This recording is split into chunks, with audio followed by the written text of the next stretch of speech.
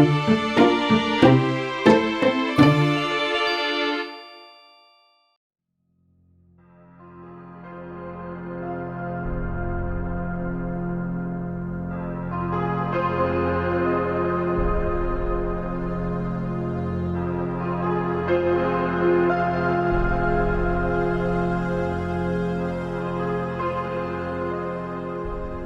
fellow detectives. Welcome to Unlocked, the official podcast for all things Nancy Drew. I'm your host, Tammy Tuckey, and this week we welcome the voice behind Nancy Drew's boyfriend, Ned Nickerson, voiceover artist Scott Carty, to the show. Hey, Tammy, how are you? I'm very, very excited. That's what I am right now, because I love Nancy Drew, and I think all the girls, we think like Ned is the perfect boyfriend. So the fact that I'm speaking with Ned today is really exciting. Well, as the guy who's lucky enough to play Ned Nickerson, I tell you, it gives me some real bragging points to be able to say that I'm Nancy Drew's boyfriend. Well, you know, Ned does have a little bit of a bone to pick because he never gets to go on the adventures. He always has to just stay back at home and be there at Nancy's beck and call. Yeah, you know? That's actually one of my questions. You would love to see Ned be shown physically in a representation in the game and actually help Nancy? I think it would be great if Ned finally got invited to go on a trip. Where do you think he would most like to go if they had to choose a specific place out of the whole entire world with Nancy? Oh boy, that's good. I think Ned, you know, there are a lot of similarities that I think I have with Ned. And I think Ned would want to go to Ireland.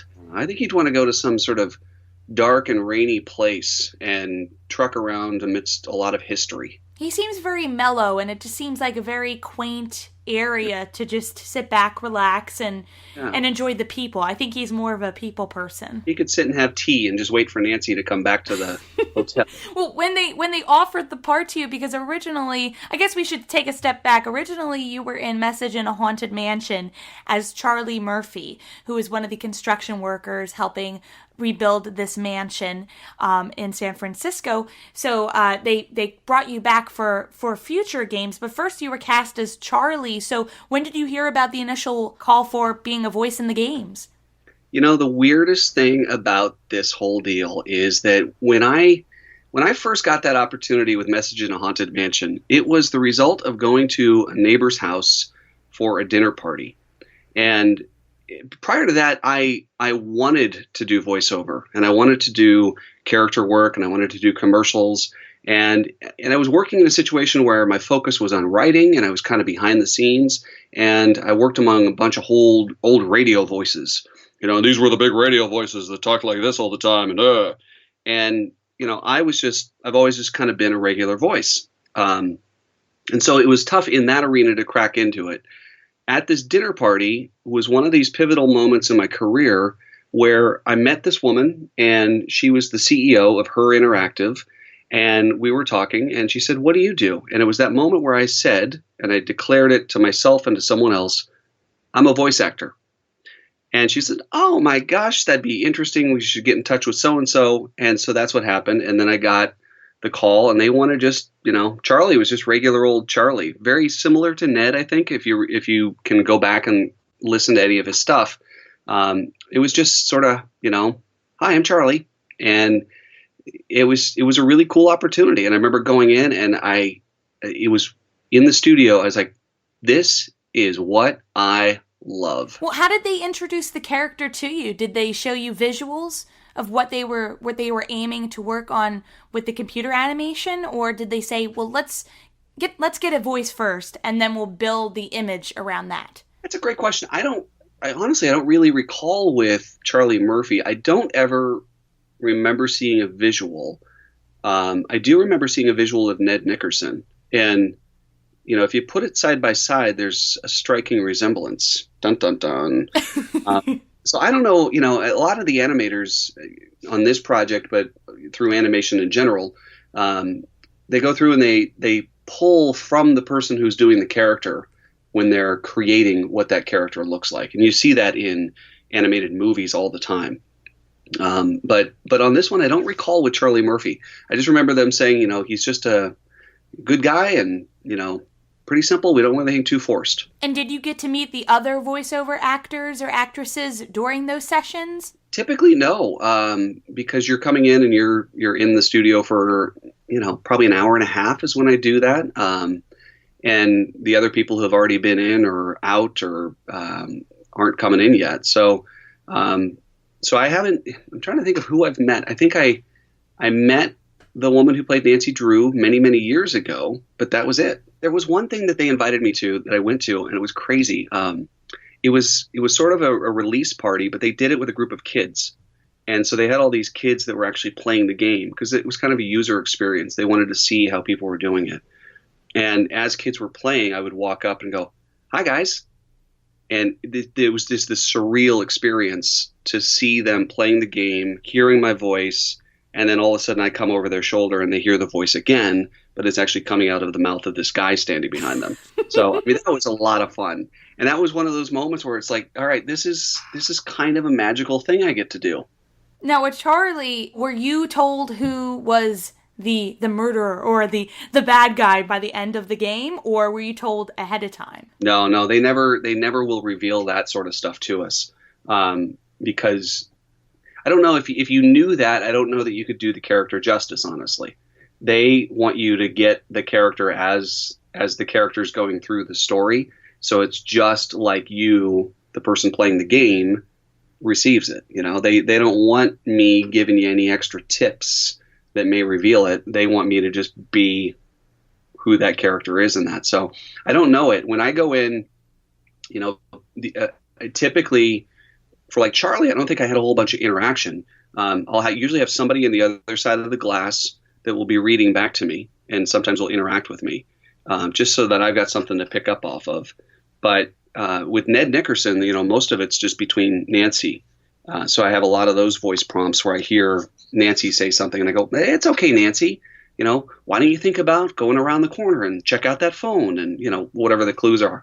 But I don't know where it's going to go. It's one of the things I like about the character of Ned is that I get to be a part of a guy who is very supportive of a very smart, confident woman. I mean, it's not, and I think that's what's so great about these games is that you've got Nancy Drew who can get into all these crazy situations, but she figures her way through them, and she is smart and can navigate it, much to the chagrin of Ned sometimes. I mean, he can be that worried boyfriend or maybe slightly jealous, but it never is a situation where he doubts her confidence, Have you played all of the games that you were featured in? I will admit that I have not. I guess I'm trying to recall. I think there's probably close to 20 games that I've been on. And it's kind of, I don't know, one of those things I don't want to get to know the process of the game too much, if that makes any sense to you. I want to be a little bit naive to it, and that way I can just do the character and get the parts, let those parts stand on their own, so that I'm not trying to outthink myself, And I love that they gave you a chance to play like two other different characters, like Sherman Trout in Final Scene and Henry Albert Daddle in The Secret of the Scarlet Hand. Is there anything that you were not credited for that you got to voice and you'd like to mention now? Oh, good question. I think there was one session that we did, and I think I just gave him some little, we call them wild lines, where it's just random stuff that I'm muttering in the background and off mic.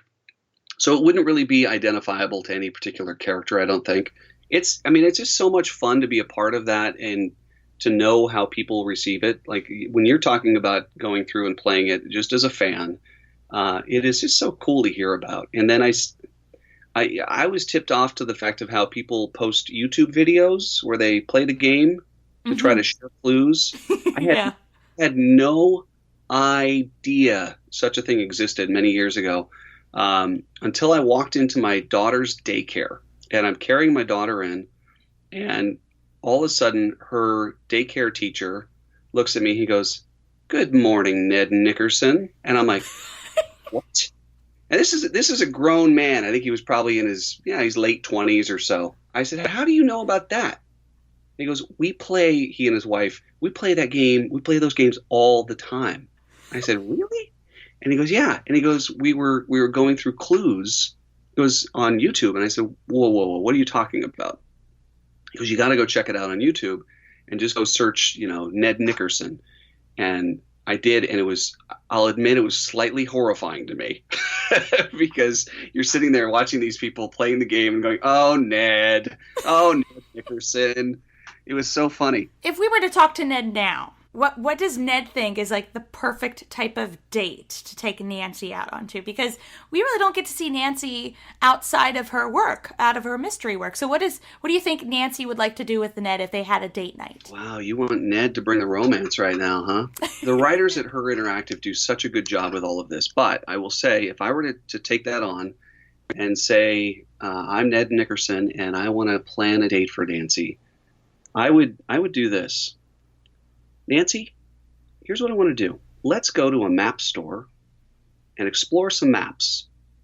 And then we're going to go to a bookstore and we're going to find a new book for you to read. After that, we'll go grab lunch. This is going to be a long date, by the way. Go grab lunch and take it to the park. Now, you're going to need that map, Nancy, because in that park is a clue. And then I would take her on a scavenger hunt. It'd be great if I could take Nancy to Central Park in New York. Oh, wow. I and like that. Yeah. We would have a scavenger. I think you're onto a storyline here. If we bring Ned in and he starts a scavenger hunt, which actually leads to a real mystery. See, that way I'm actually in the same city with her, and it leads to a real mystery, unbeknownst to Ned, because Ned just sort of stepped into it again. Let's see if we can make it viral. Yes, please. That would be a lot of fun. And I love watching some of the people play the games as well too, because it's really cool to see everybody's different experiences with it, because I had no idea that there were a lot of other people who love these games too for a long time. It's really nice. It's like a really lovely fandom. And there's boys, girls, at all different ages. So it's wonderful to have that legacy continue, and you were a part of it. It's been really crazy. I mean, it's neat that you bring that up, and I appreciate that because, as I told you the story at the beginning of how I just sort of stumbled into that role, but then it kept going and going and going. And it was sort of every year they would call me and I get to do more. So, just to be a part of that and to really know what the company was about with Her Interactive, the fact that they were creating content that wasn't really at the time back in the late 90s, early 2000, it wasn't really available to girls. And I remember when they explained that to me, Megan Geyser was the CEO at the time, and I was like, that's awesome. I'm totally on board with that. And that's even before I was a father of a girl. So now to know that it's out there is really, really cool. It's cool to be a part of. Now, what do your kids think about you being Ned? Do they know? I keep it a secret from them. Have they played the games, or? I think I don't think they have. My daughter's she's 12 now. So I think, I've got, in fact, I'm looking at the whole stack of them on my shelf here in my studio. I think that it would be kind of fun to pull them out and let her explore them and just not really tell her anything about it and see what happens. And you have other projects too, I have to add. So why don't you tell us about, your Facebook page, of course, your website, and what your most current project is at the moment? Well, part of, I mentioned the story at the beginning of speaking up and saying what you are and what you want to do, that you have to be able to vocalize your dreams and your passions. And this was an example of where that started. As I went through my career as a writer, as a creative director, and doing radio commercials and all of that, one of the things I always wanted to do was to be on TV. And, I did some TV training in college, but I was always told I looked too young, which is a good thing to have because it allowed me to get some experience until I finally started to look a little bit older. Now, people still tell me I look young. I appreciate that. But what I finally did is I said, I want to go do TV. And that got me into doing TV entertainment. And I now am a freelance entertainment correspondent. And so I'm a journalist. I get to fly all around the country and sit down with movie stars and talk with a lot of them, including a lot of animated projects, which is great. That's some of my favorite stuff when we're talking about voice work. So I do that for a TV station in Seattle. And I also contribute to a couple of other platforms. And there's a show coming up that I'm getting excited to announce. And then I do my own show, which is called the Scott Carty Party. and it is a web show that I've just started, and we've got a couple coming up here. So the trials are sort of out of the way, and it's just a chance where we sit down and do chats with really interesting people. And the next one in November that I'll be doing will actually be down at the Voiceover Mastery Summit in Los Angeles, just outside of Hollywood. And I was just down there yesterday, where we're going to be sitting down with just an incredible selection of voices from so many different things. We've got the two guys who play Ratchet and Clank. David Kay and James Arnold Taylor will be there. Tara Strong, E.G. Daly, Tommy Pickles from Rugrats. I got to meet her yesterday. And then Melissa Disney. You most recently heard her announce the Emmy Awards. And this is all headed up by my really good friend Randy Thomas, she was the first woman to ever be the live announcer at the Academy Awards. She's done the Grammys. She does the Tony Awards every year. And so that's going to be really, really fun to do. We're going to tape the show down there, but I'll also be part of the panel, and people get to come attend that. So it's a real mixed bag of what I get to do, but it's pretty awesome. It's pretty fun. I will definitely be tuning in. Will you be posting it on your Facebook page, correct? I will. In fact, I will have something on my Facebook page, and you can find me on Facebook at Scott Carty Live. That's Carty. And then on Twitter at Scott Carty. Really tough to remember. And then even more difficult is my website, scottcarty.com. It's hard to remember, isn't it? Oh, very hard. I think I need to write this down just in case. Sure, you'll tweet it out for me, but yeah, so I'll have all of that listed. In fact, I have a link that I'll post that if people want to register, if they're in the Los Angeles area or they can make it, really a variety of things. They can show up for the entire event. They can be there for a part of it, or they can come and just be part of the cocktail party and the Scott Carty party that we do at the end. I can only wish you the best of luck with everything. And again, I can't wait to see your panel. I will include all the links that Scott has mentioned for our listeners below in the YouTube channel show notes. And I can't wait. I hope we get to have you back on the show to talk more about Ned and possible future mysteries he may or may not be involved with. So it was really a pleasure. Awesome. Thank you, Tammy. It's been really fun talking to you, and I'm really I'm intrigued by your show. I think that what you're doing is awesome. You've got some great content there. So you're so sweet. Thank you.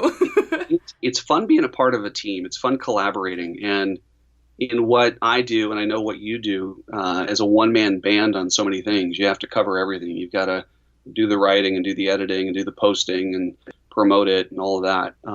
With Her Interactive, it's great because you're going in and you're part of a team, and you've got writers who have spent an enormous amount of time creating the characters and storyline, and it's all ready to go. And then the audio producer that you get to work with, and you get to go in and be a part of it, and then it just magically happens. So it's been a really spectacular experience being a part of it. And if you could describe your experience working for Her Interactive and being a part of the Nancy Drew universe in one word, what would it be? Spectacular.